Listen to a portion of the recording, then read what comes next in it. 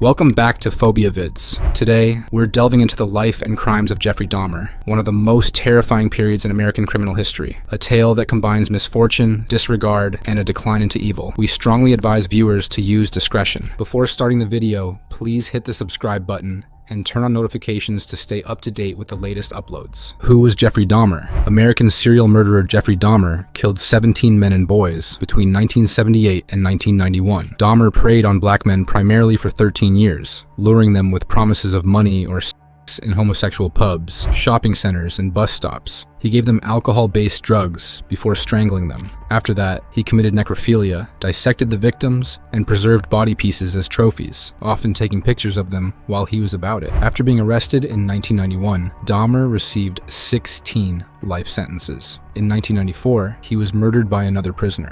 Jeffrey's childhood and family. On May 21st, 1960, Jeffrey Dahmer was born in Milwaukee, Wisconsin, the son of Lionel and Joyce Dahmer. Dahmer was happy and enthusiastic at first, but his behavior altered when he underwent a severe double hernia operation when he was 4 years old. After his younger brother was born and the family moved around a lot, the last one being when he was in school, he started to retreat. Dahmer had a fascination with animal bones since he was a little child. He gathered insects and tiny animal skulls and preserved them in formaldehyde jars. Dahmer was agitated, detached, and lonely by the time he was in his early teens. He stated that his violent divorce from his parents and ongoing family strife, which affected his feeling of security and stability, may have been the cause of his inclinations toward necrophilia and murder, which he claimed to have begun around the age of 14. Dahmer starting to drink at the age of 14. His alcohol use had spiraled out of control by the time he committed his first murder at the age of 18.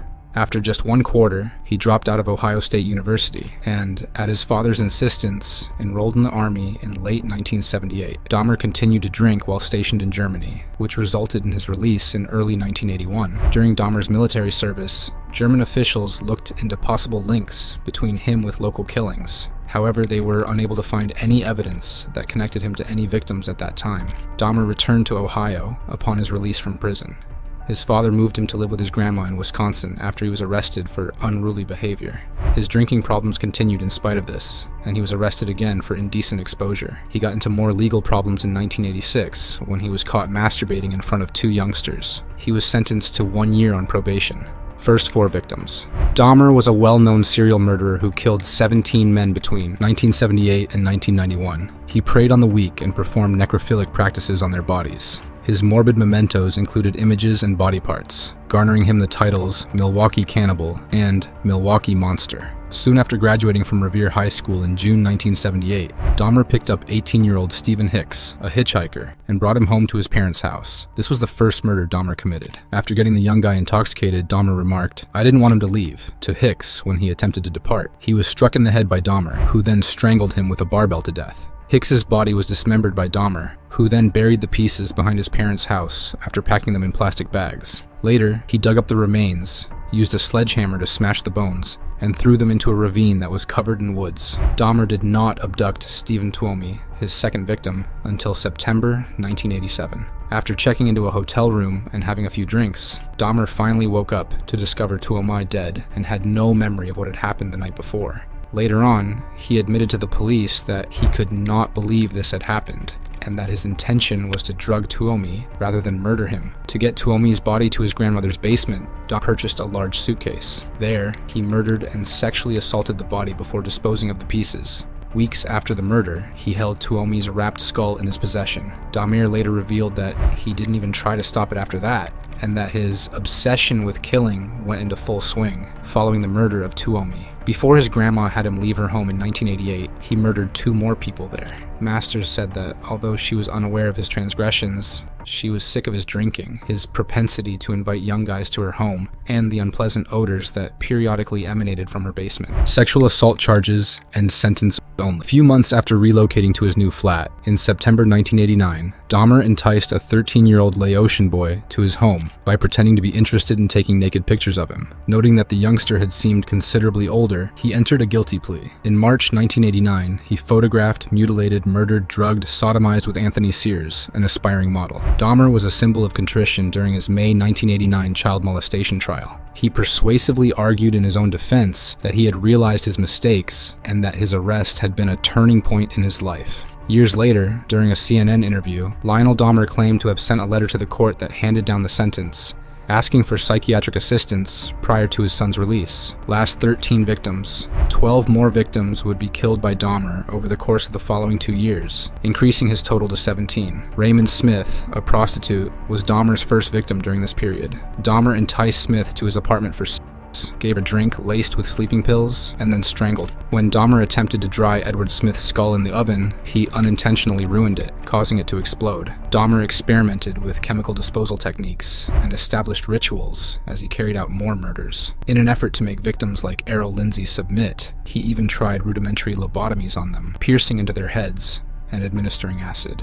But in the process, Lindsay woke up, which made Dahmer choke him. Sandra Smith saw an Asian youngster running along the street in his underwear on May 27, 1991. The youngster was really the younger brother of the Laotian adolescent Dahmer had assaulted 3 years previously, despite the police's assumption that he was Dahmer's 19-year-old lover. 14 was the boy's age. The cops did a quick check before departing, after accompanying Dahmer and the boy home in order to avoid being embroiled in a possible family dispute. After they left, Dahmer used hydrochloric acid to murder the kid. Tony Hughes was Dahmer's 12th victim, and his corpse would have been found if the police had conducted a more comprehensive search. Oliver Lacey, 24, was one of Dahmer's last victims. Before dismembering the body, they had intercourse. He kept the skeleton in a freezer and Lacey's head and heart in his refrigerator. Dahmer's arrest. Dahmer's murdering rampage came to a stop on July 22, 1991, when he was arrested. Polaroid pictures of his victims and the finding of body parts in his refrigerator became notorious markers of his atrocities. Tracy Edwards, who had broken out from Dahmer's residence with shackles on his wrist, guided 2 Milwaukee police officers to the criminal. Dahmer was arrested when they found Polaroid pictures of mutilated corpses in his flat. Further searches turned up additional body parts, such as heads in the freezer and refrigerator and genitalia containing jars. In an attempt to construct a consoling haven for himself, Dahmer intended to assemble the skulls of his victims into an altar. Trial and imprisonment. Dahmer's trial began in January 1992, among racial tensions as the majority of his victims were black. Tight security protocols were implemented, such as an 8-foot bulletproof glass barrier. The jury, which had only one black member, provoked more turmoil. Lionel Dahmer and his second wife attended the trial.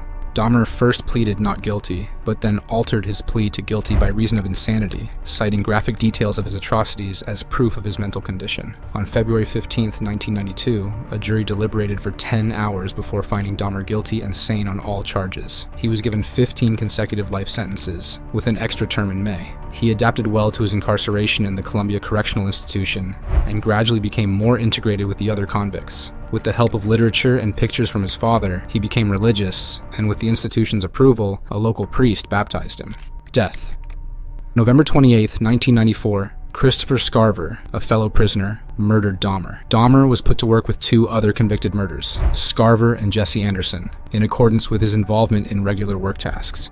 When guards returned after they had been left alone to do their assignments, they discovered that Scarver had severely beaten both men with a metal bar from the prison weight room. After almost an hour, Dahmer was declared deceased. A few days after his injuries, Anderson passed away. Scarver, who was thought to be psychotic, allegedly exclaimed, "God told me to do it," immediately after the killings, according to a jail guard. Scarver discussed his motivations for killing Dahmer in an interview with the New York Post in 2015. Scarver claimed that in addition to being troubled by Dahmer's acts, he also developed the practice of fashioning severed limbs out of prison food in an effort to agitate other prisoners. Scarver said that when Dahmer and Anderson made fun of them while they were on duty, he confronted Dahmer about his behavior and beat the 2 men to death. Additionally, he asserted that the killings were made possible by the jail guard's silence. Oliver Lacey was killed by Dahmer, and his mother Catherine Lacey claimed that her son's passing had not given her any peace. The hurt is worse now, because he's not suffering like we are.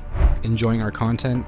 Please like and share video with your friends, and don't forget to share your thoughts in comments section. Don't miss out on future videos. Hit the subscribe button and turn on notifications to stay up to date with the latest uploads. Thanks for watching.